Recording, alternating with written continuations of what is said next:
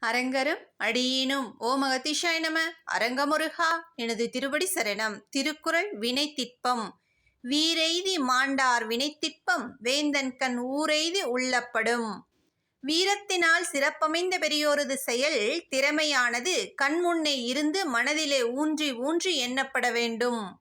படிப்பினை என்பது நடந்து முடிந்த செயலினால் பெறுவது என்ற ஆறுமுகப் பெருமானே. சான்றோர்களின் வாழ்க்கையில் நடந்த செயல்களையும் அவர்களது உயர்ந்த லட்சியங்களையும் எண்ணி எண்ணி அதன்படி நாமும் வாழ முயற்சி செய்ய வேண்டும். நமக்கு முன்னே வாழ்ந்த பெரியோர்களின் பெருமையையும் உணர்வதில்லை, நமக்கு முன்பே வாழ்ந்து கொண்டிருக்கும் சான்றோர்களின் ஆற்றலையும் அறிவதில்லை.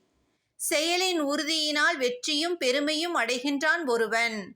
எல்லோரும் நினைக்கப்பட வேண்டியவராகவும் விரும்பக்கூடியவராக வாழ்தல் வேண்டும். இத்தகையோரை குருவாக ஏற்றுக்கொள்ளும் போது அவரின் அருள் சக்தியையும் நாம் பெறலாம். அதனால் நிச்சயம் மன அமைதி பெறும், நோய் நீங்கும், ஒற்றுமை உண்டாகும், தர்ம சிந்தனை மேலோங்கும், நல்ல எண்ணங்கள் உருவாகும்.